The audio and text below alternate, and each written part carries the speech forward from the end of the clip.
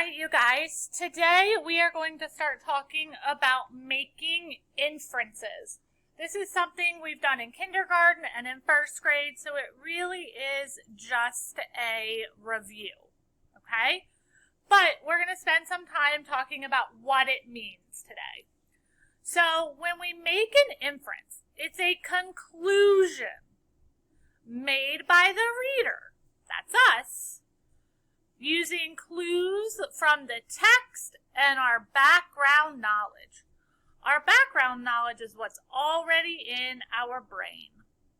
So making inferences can help a reader read between the lines and figure out things in the text the author doesn't say.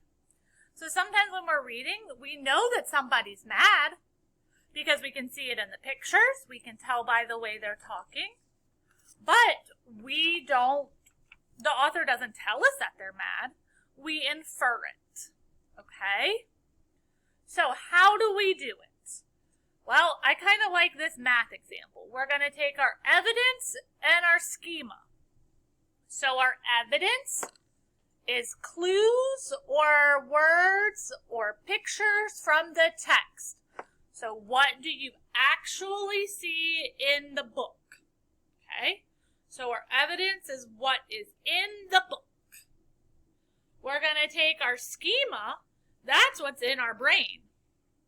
When we put the evidence and our brain together, then we can make an inference to figure out something. Okay, so when we infer, we use the clues from the text. We think about what we already know.